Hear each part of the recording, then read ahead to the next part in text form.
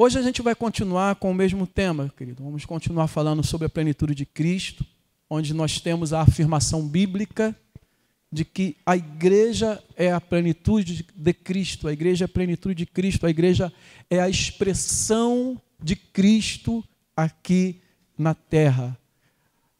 É através da igreja que o mundo conhece a Cristo.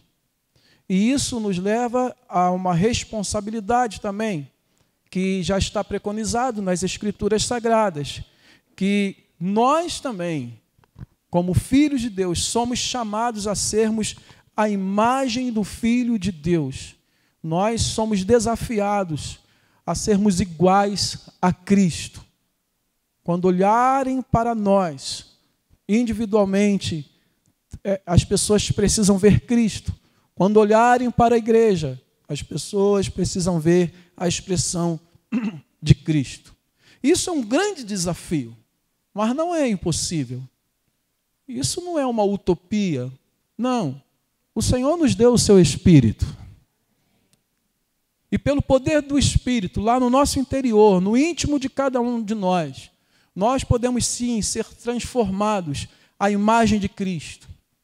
Naquilo que nós sentimos, naquilo que nós pensamos, no nosso agir e no nosso reagir. Mas um dos grandes desafios, nesse sentido de sermos iguais a Cristo, e esse é realmente um desafio enorme, é nós olharmos para as pessoas e sentirmos o que Cristo sentia ao olhar para as pessoas. Ter o mesmo sentimento de Cristo. O mesmo sentimento que também houve em Cristo Jesus, como o apóstolo Paulo fala. Isso é um desafio enorme para nós. Mas não é impossível. Eu quero sentir como Cristo sentia. Tem mais amém aí? Mais alguém que quer? Eu quero sentir como Cristo sentia. Eu quero ser igual a Cristo. Eu ainda vou cantar aquele hino. Eu quero ser semelhante. Ainda vou trazer esse hino para me cantar aqui. Porque é o nosso alvo, é a nossa meta, nosso propósito de vida é ser igual a Cristo. E eu quero aprender um pouco mais sobre esse sentimento lá em Mateus, capítulo 9. E eu convido os irmãos a abrirem suas Bíblias em Mateus, capítulo 9, versículo 35 a 37. Na verdade, o que eu estou em Marcos, eu não anotei aqui, eu esqueci de anotar, mas eu sei que é 9, 35 a 38. Mateus 9, 35 a 38. O tema da mensagem é a paixão de Cristo. Aqueles que acharam, digam amém. Mesmo assentados, mas em reverência à santa palavra de Deus, estarei lendo e os irmãos acompanhando, que diz assim: E Jesus percorria todas as cidades e aldeias, ensinando nas sinagogas, pregando o evangelho do reino e curando todo tipo de doenças e enfermidades. Ao ver as multidões, Jesus se compadeceu delas, porque estavam aflitas e exaustas como ovelhas que não têm pastor. Então Jesus disse aos seus discípulos: A seara é grande, mas os trabalhadores são poucos. Por isso, peçam ao Senhor da seara que mande trabalhadores para a sua seara. Que Deus abençoe a leitura da sua palavra. Vamos fechar os nossos olhos e vamos falar mais uma vez com Deus. Pai eterno, de infinita graça e misericórdia, eu peço que o Senhor venha falar aos nossos corações. Espírito Santo, usa minha boca e toca nos nossos corações. Transforma os nossos corações nesta noite. Me usa para a glória do teu nome, em nome de Jesus, e todos digam amém. Bom, vamos direto ao texto, já fazendo algumas perguntas. Versículo 35 vai dizer, eu vou ler novamente, E Jesus percorria todas as cidades e aldeias, ensinando nas sinagogas, pregando o evangelho do reino e curando todo tipo de doenças e enfermidades. 3 coisas que Jesus fazia aqui nesse texto. Ele ensinava, ele pregava o evangelho do reino e ele curava. Você pode repetir comigo? Ensinava, pregava, curava. Ele ensinava, mas o que ele ensinava, pastor? Bom, um exemplo muito simples do que Jesus ensinava é no conhecido Sermão do Monte, que está aqui em Mateus, do capítulo 5 até o capítulo 7. E no término do capítulo 7, no versículo 28 e 29, eu pedi para o Cauã colocar para mim, está escrito assim, Mateus 7, 28 e 29.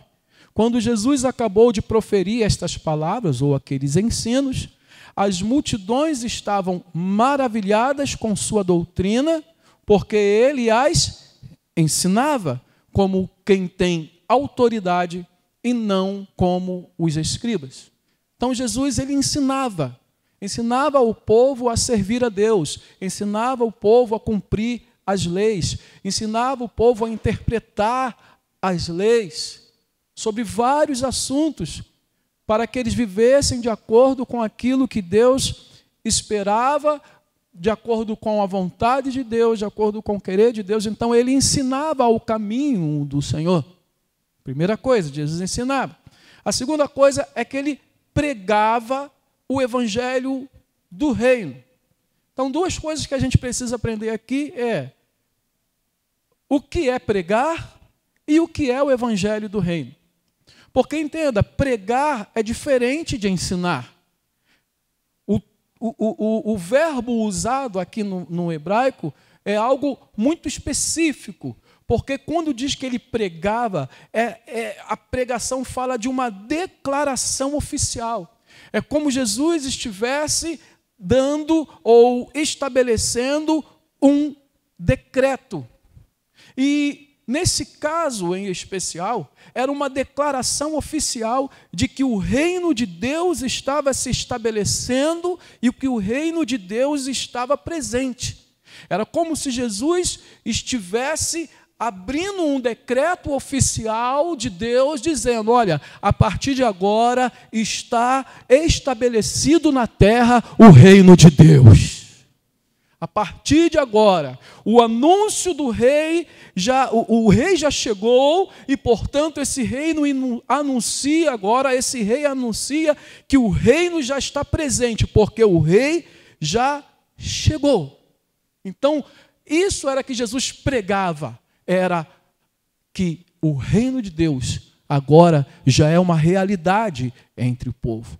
Mas a gente precisa responder também essa pergunta: o que era o reino de Deus? Porque o anúncio, a pregação do evangelho do reino, era o anúncio de que um novo reino se estabelece com as suas bênçãos, com os seus direitos e também com os seus deveres. Mas é importante nós entendermos isso, que era uma nova ordem estabelecida. Diga isso comigo, uma nova ordem estabelecida. É uma nova realidade. Jesus estava anunciando, as coisas mudaram. As coisas a partir de agora serão diferentes. Porque o reino de Deus agora se faz presente. Aleluia, glória a Deus. Se fala muito sobre a nova ordem mundial. Quem já ouviu falar? Se fala muito sobre isso. É uma teoria conspiratória ou não, de que a nova ordem mundial ela é entendida como um plano secreto em que elites globais vão implantar um governo mundial e autoritário. Se fala sobre isso. Alguns acreditam que já está em ação através das organizações, como, por exemplo, a ONU. Bom, se isso está acontecendo ou vai acontecer, eu não sei. O que eu sei é que há 2000 anos atrás, uma nova ordem se estabeleceu na terra. É o reino de Deus presente. E Jesus anunciou essa nova ordem. E um reino que não terá fim, porque esse reino, o reino do Senhor, é um reino eterno. A promessa se cumpriu. As promessas de um reino com um domínio eterno feito pelos profetas se cumpriu. O rei chegou. Diga, o rei chegou. Aleluia. O profeta Isaías, ele anunciou lá em Isaías capítulo 9. Isaías capítulo 9 vai dizer assim: porque um menino nos nasceu, um filho se nos deu, o governo está sobre os seus ombros. Aleluia. Isso meus amados, isso é forte demais. O nosso Cristo reina. O governo está sobre os seus ombros, sobre a sua responsabilidade, sobre o seu poder. E o seu nome será Maravilhoso Conselheiro, Deus Forte, Pai da Eternidade, Príncipe da Paz. E continua: ele estenderá o seu governo e haverá paz sem fim sobre o trono de Davi e sobre o seu reino, para o estabelecer e para o firmar com juízo e com justiça, desde agora e para sempre. O zelo do Senhor dos Exércitos fará isso. Não depende de homens, depende de Deus. E Ele disse que fará, que faria, e Ele fez. Por isso o reino de Deus é presente. Este reino não é como o reino dos homens. O reino dos homens é uma bagunça. O reino dos homens é uma mentira. O reino dos homens é uma falácia. O governo dos homens, ele é... desculpa a expressão, é nojento. O governo dos homens é triste, é uma mentira, mas o reino de Deus é um reino de paz, justiça e alegria no Espírito Santo. É isso que o Paulo falou lá em Romanos capítulo 14, no versículo 17. Romanos 14, 17 diz: porque o reino de Deus não é comida, nem é bebida a vocês, mas justiça, paz e alegria no Espírito Santo. De novo, o reino de Deus é de justiça, paz e alegria no Espírito Santo. Aleluia! Esse é o reino de Deus, é o reino de Deus, e o reino de Deus é de fato uma realidade à parte deste mundo. O reino de Deus é uma realidade à parte dos governos deste mundo. Viver uma vida no reino nos separa deste mundo, apesar de vivermos nesse mundo. Nós estamos aqui sujeitos a todas as leis, a tudo que esse mundo nos impõe, as autoridades, os parlamentos, nós estamos sujeitos a isso. Isso afeta a nossa vida de maneira bastante direta, mas, por outro lado, nós vivemos num reino que é de paz, que é de justiça, alegria no Espírito Santo, um reino de milagres, um reino de provisão, um reino de proteção. Eu estou seguro, eu posso não ter segurança no meu país, eu posso não ter segurança no governo no meu país, mas no meu rei eu estou seguro. Aquele que governa sobre a minha vida verdadeiramente me traz segurança, porque o reino, o evangelho do reino traz uma nova realidade à vida das pessoas. Você pode repetir isso comigo? O reino de Deus, o evangelho do reino traz uma nova realidade à vida das pessoas. O reino de Deus afeta a minha vida, afeta a sua vida e afeta a vida de todos aqueles que fazem parte deste reino. A vinda do reino de Deus afetaria a vida das pessoas. O reino de Deus tem uma influência direta na vida das pessoas que nele está. Se eu não estou vivendo a influência do reino na minha vida, tem alguma coisa errada. Se nós não estamos vivendo a influência desse reino na nossa vida, tem alguma coisa errada. A despeito desse mundo, querido, nós pertencemos ao reino de Deus, e esse reino, ele afeta a vida das pessoas. Isso já é mostrado desde lá do Antigo Testamento, quando Isaías também, no capítulo 61, falando do ungido, falando do rei, daquele que governa esse reino, ele vai dizer o seguinte, Isaías 61. O Espírito do Senhor está sobre mim, porque o Senhor me ungiu, apenas para que os irmãos entendam. Quando o profeta Isaías fala de ungido, a parte, algumas vezes que ele fala de Ciro, fala de outros que foram ungidos para, até homens ímpios, para fazer a vontade de Deus, mas na maioria das vezes ele estava falando do ungido do Senhor, do Messias, que é o Cristo, e é sobre ele que está falando aqui agora. Então veja Isaías capítulo 61.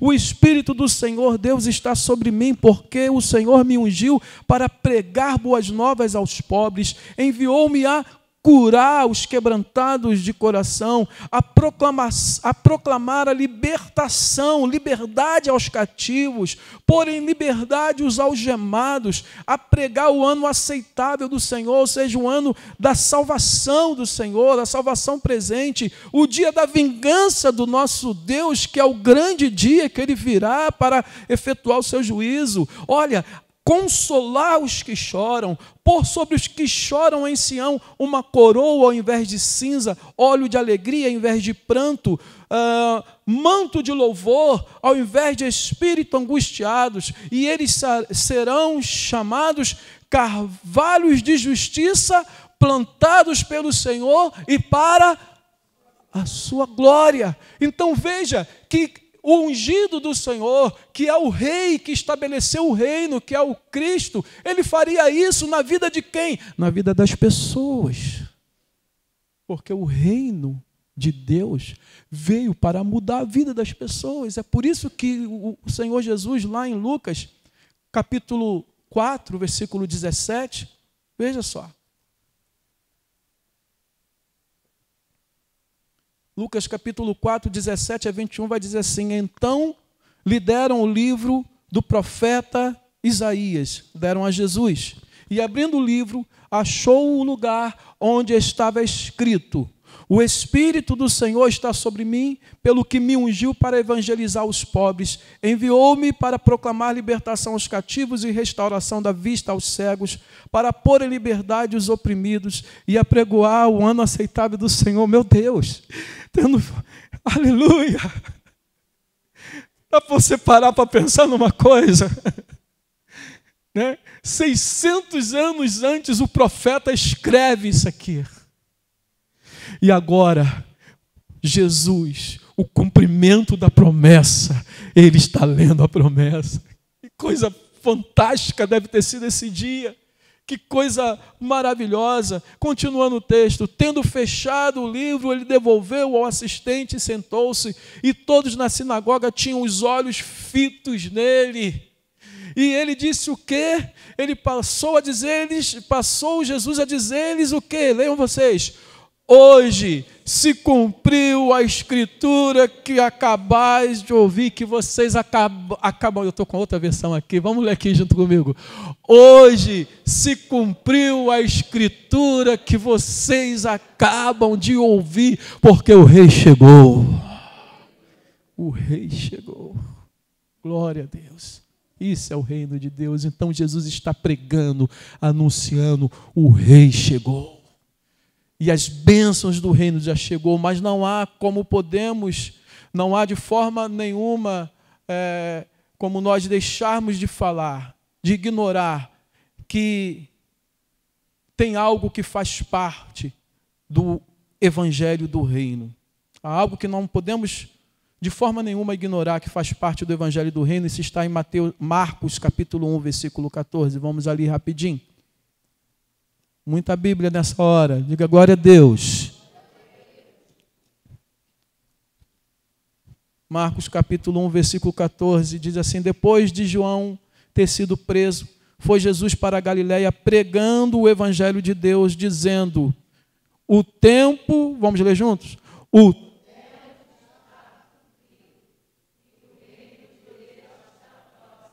Arrependam-se. Diga comigo: sem arrependimento não se vive o reino de Deus. Sem arrependimento dos pecados não se vive o reino de Deus. É necessário se arrepender dos seus pecados para entrar no reino de Deus, para fazer parte do reino de Deus. E Jesus nos convida a viver a vida do reino.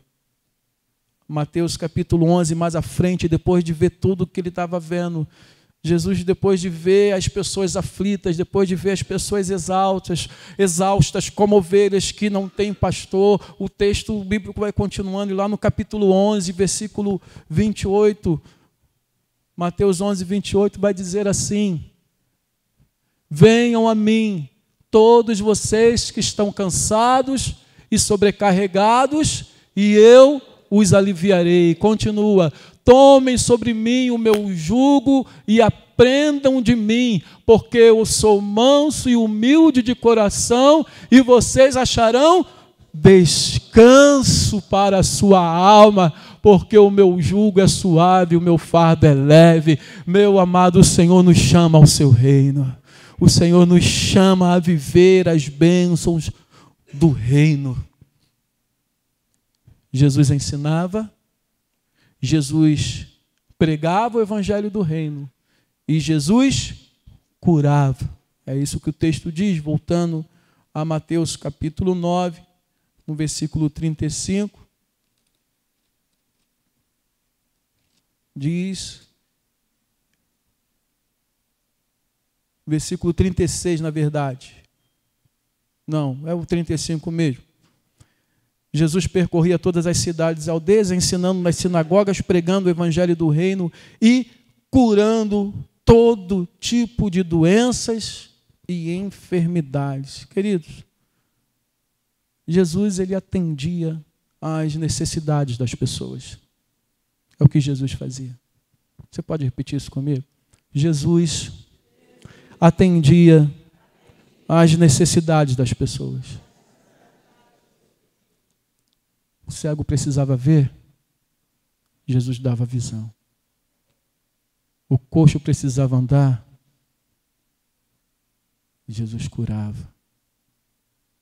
O morto que tinha que ressuscitar, Jesus ressuscitava. Aquele que estava oprimido pelo diabo, Jesus libertava. Aquele que estava com fome, Jesus alimentava. Aquele que estava leproso, Jesus purificava, curava. Ele fazia. E ele fazia sem acepção de pessoas. A gente precisa tirar da nossa cabeça que todos que Jesus curou foram salvos. Você lembra da história dos 10 leprosos? Só um veio agradecer. Os outros foram ingratos. Jesus atendia a necessidade das pessoas, mas por que ele fazia isso? Jesus fazia isso porque ele se importava com o sofrimento das pessoas. Você pode repetir isso comigo? Jesus se importava com o sofrimento das pessoas. Era por isso que Jesus não parava, né? Porque onde ele andava, ele via pessoas necessitadas. Você já pensou Jesus andando lá em Campo Grande, passando, vendo aquelas pessoas, às vezes jogadas ali, pedindo esmola? Apesar de tudo que a gente tem que conversar sobre isso, que tem pessoas que...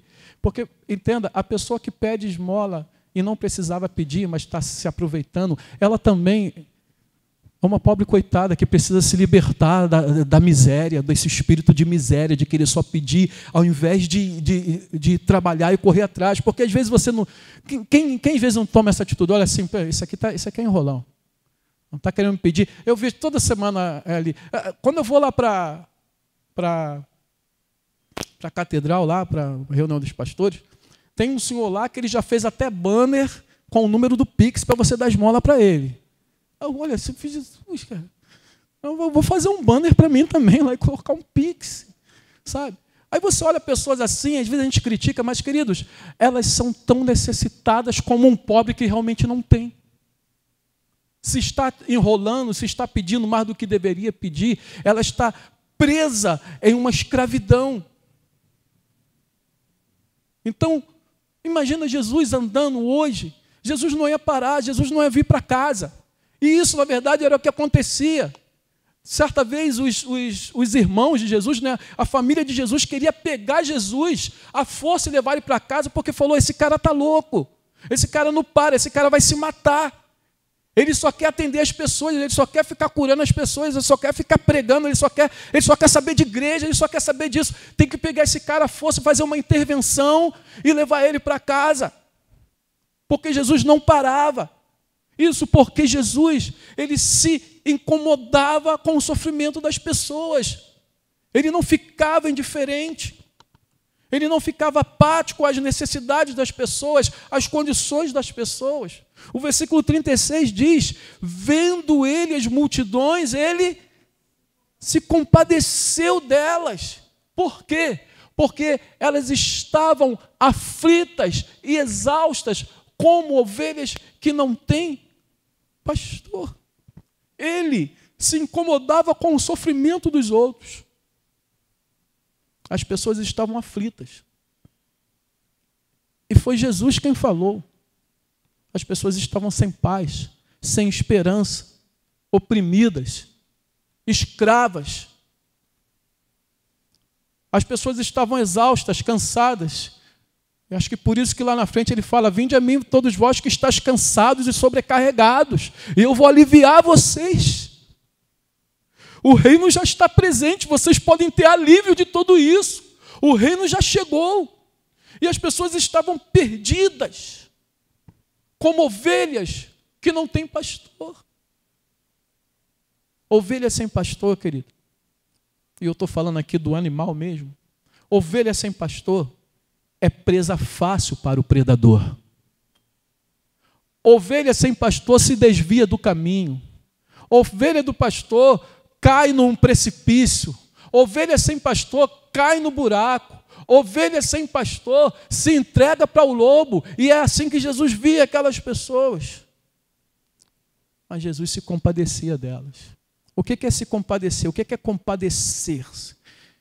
É interessante no original. Eu não fico gastando o grego aqui porque eu não sei também falar, mas eu pesquiso a palavra no original. E compadecer se fala de ser movido pelas entranhas. É você sentir algo lá dentro de você. Quando eu estava lendo sobre essa questão, eu me lembrei de algumas vezes que a gente vê o filme americano. Você já reparou que em filmes americanos as pessoas estão diante de um perigo muito iminente e elas ficam tão nervosas que elas começam a vomitar? Quem já viu isso? Não gostava do Brian. Ou elas receberam uma notícia ruim e ela vomita. Aí eu fico pensando, gente, por que esse povo tem esse costume? Vira e volta, tem um filme e tem alguém com essa reação. Mas o compadecer se fala de algo mais ou menos assim, algo que acontece lá no interior. É o que a gente chama de compaixão. Quando Jesus via as pessoas, querido, alguma coisa acontecia no interior dele. Quando ele olhava para essas pessoas sofrendo, ele tinha essa reação emocional que levava Jesus a uma ação solidária. Você pode repetir isso comigo? Uma reação emocional que leva à ação solidária. O que é ser solidário? É você fazer algo por alguém. Eu peguei uma definição de uma pessoa que eu esqueci de escrever o nome, que a atitude solidária é a doação de si mesmo em um despreendimento, seja de ordem afetiva, emocional ou material. É uma forma de exercitar a empatia e tentar manter o olhar de afeto sobre a necessidade do outro, de outras pessoas. Então, a solidariedade é quando você não apenas olha para o outro, para o próximo, e diga, poxa, que triste, e vai viver a sua vida. Mas é quando você olha e você pensa, eu tenho que fazer alguma coisa por alguém. Foi por isso que o texto diz que Jesus, ele viu as multidões, se compadeceu delas, porque estavam aflitas, eu estou no versículo 36, porque estavam aflitas e exaustas como ovelhas que não têm pastor. E de imediato, o que Jesus fez? Versículo 37. Então Jesus disse aos seus discípulos, a seara é grande, mas os trabalhadores são poucos. Versículo 38. Por isso, peçam ao Senhor da seara que mande trabalhadores para a sua seara. Mas Jesus não ficou só em palavras. Se você olhar ali no capítulo 10, eu não vou ler, que é um texto grande. No capítulo 10, Jesus chama os 12 discípulos no versículo 1 ao 4, e a partir do versículo 5, ele envia os discípulos, porque era muita gente, e Jesus, limitado à sua figura humana, ele não tinha como alcançar todas essas pessoas, então ele pega os discípulos e manda os discípulos para pregar o evangelho do reino, para curar, para aliviar as vidas, para aliviar as pessoas. Mas tudo isso, porque ele se compadecia. E eu gostaria de parafrasear aqui um versículo que Jesus, onde o versículo 37, que Jesus disse assim, então Jesus, ao ver as pessoas exaltas, aflitas como ovelhas que não têm pastor, Jesus se dirigiu aos seus discípulos e disse, a seara é grande, mas os trabalhadores são poucos. Eu gostaria de parafrasear isso aqui, juntando tudo, dizendo o seguinte, há muitos aflitos, há muitos sofridos, há muitos perdidos, mas há poucos que se importam. É o que Jesus está dizendo aqui. Deixa eu falar algo, eu estou chegando ao final. Deixa eu falar algo sobre o tema da mensagem. O tema da mensagem é a paixão de Cristo. Quem viu o anúncio da mensagem, do tema da mensagem no banner, talvez tenha, e conhece os textos bíblicos, talvez tenha pensado assim, a paixão de Cristo não fala lá de quando Cristo morreu, e o pastor não está pregando lá naquele texto. Porque realmente, querido, a paixão de Cristo, essa expressão, ela fala do sofrimento de Jesus. Porque a palavra paixão, originalmente, que vem do latim, passio, ela significa sofrimento, agonia. Daí falasse a paixão de Cristo, que fala dos dias em que Jesus, a partir ali do Getsêmani, começou já a sofrer, agonizando ali, naquela oração, junto com os discípulos. Depois vem o sofrimento, os guardas pegam Jesus, levam ele para a cruz. A paixão de Cristo refere-se a esses dias, tanto que tem o filme lá do Mel Gibson, que tem esse nome, A Paixão de Cristo, e ele só mostra exatamente esses dias de sofrimento. Conforme o tempo foi passando, essa palavra paixão passou a ter um significado popular mais abrangente, e se referindo àquele sentimento bobo que você tem quando se apaixona por uma mulher ou você se apaixona por um homem. Era para vocês rirem agora, mas tudo bem, foi para dar uma... Deixa para lá, a gente continua assim mesmo, referindo-se àquele sentimento forte, aquela emoção intensa, aquele desejo, Mas no original a palavra paixão, diga paixão, significa dor, sofrimento. Quando Jesus olhava para essas pessoas, ele sentia essa paixão. Quando ele olhava para as pessoas exaustas, aflitas e perdidas, ele sentia a dor dessas pessoas. Você que é mãe, pai, sabe do que eu estou falando. Quando você vê, principalmente quando os filhos são pequenininhos e eles estão sentindo aquela cólica, aquela dor, e você sente a dor por ele, E vou te falar, não muda não, os pequenininhos crescem e a gente vai sofrendo as dores pelos nossos filhos. Jesus sentia isso. né? Ele sentia dor por essas pessoas, ele sentia a dor por ver o sofrimento das pessoas, essa empatia. Ele sentia dor ao ver a dor das pessoas. E foi essa paixão de Jesus que levou Jesus à sua paixão maior, ao sofrer na cruz para nos livrar do sofrimento eterno. Ele olhou para nós, ele teve compaixão de nós, e por isso ele viveu os momentos de paixão, a paixão de Cristo, onde ele sofreu, morreu para nos salvar. E assim eu concluo que Jesus, ele era apaixonado por vidas. Não essa paixão boba, mas ele era apaixonado pelas pessoas. Porque Jesus passava pelas pessoas e quando ele as via, ele não conseguia ficar indiferente. Isso estava dentro dele.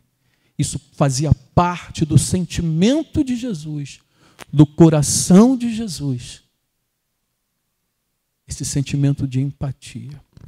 Bom, o que fazer com tudo isso agora?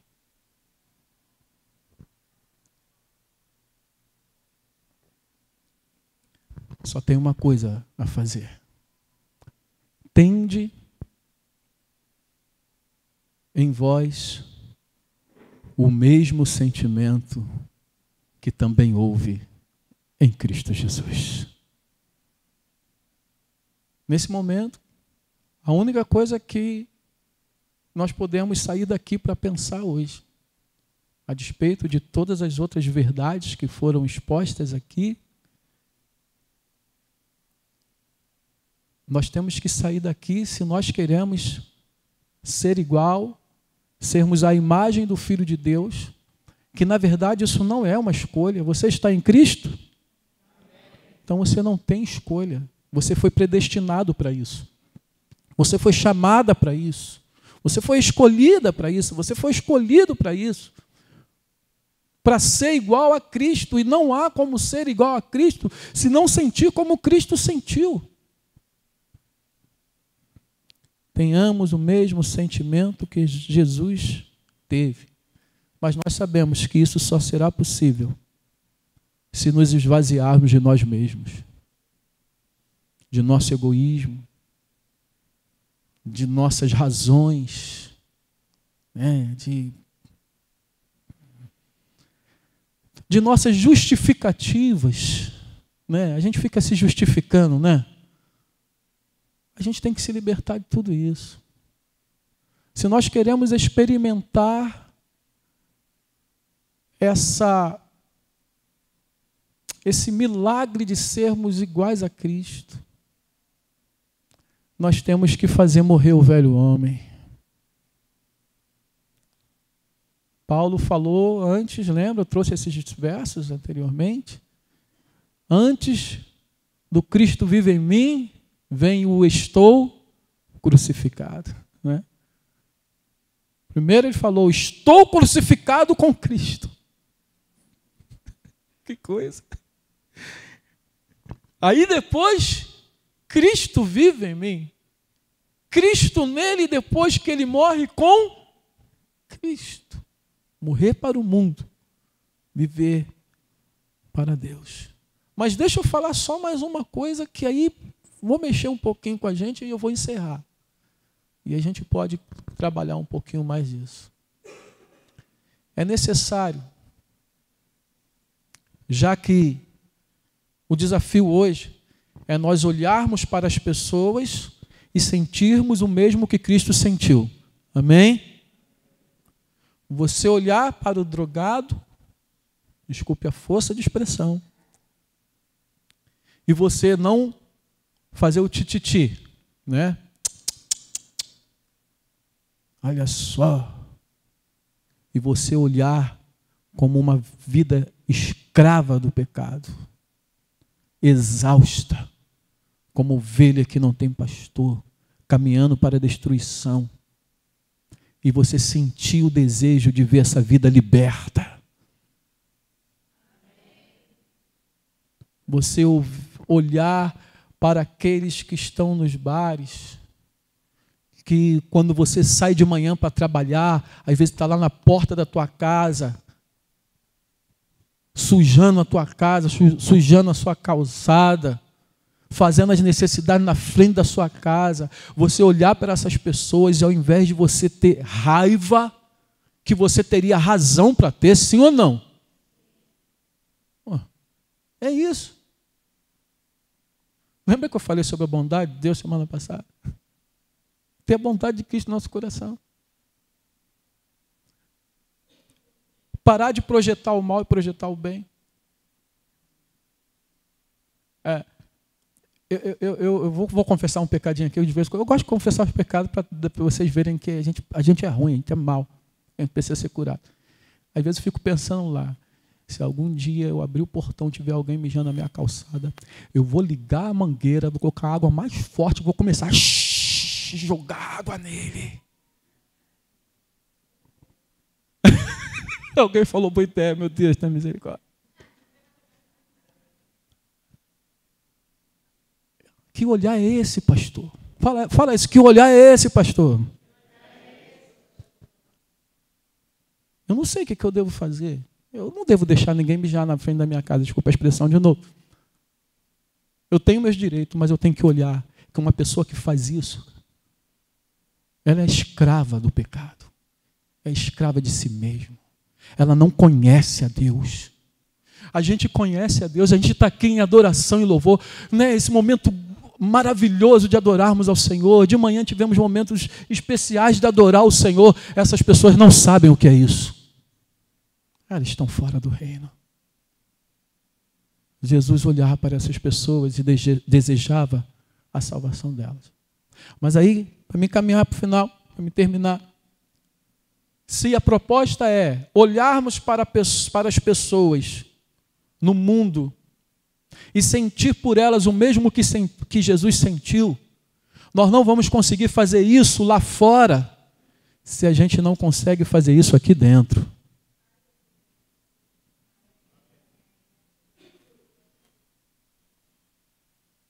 Como você olha para o seu irmão aqui dentro? Como nós olhamos uns para os outros? Eu sinto a dor do meu irmão. Eu compreendo o meu irmão. Eu tenho o desejo de ser uma bênção para o meu irmão. Quando eu sou ofendido, eu oro por ele. Eu libero o perdão. Eu vou buscar viver em comunhão. Ou eu começo, a partir daquele dia que eu fui ofendido, ter muita raiva do meu irmão. E a gente poderia ir muito mais a fundo nessa conversa, mas não vai dar mais tempo. Nós vamos parar por aqui. Mas se não sabemos sentir como Cristo em nosso meio, muito menos nós vamos saber sentir como Cristo sentiu lá fora. Então que isso comece aqui entre nós. Amém? Quantos querem ter o coração igual ao coração de Cristo aqui?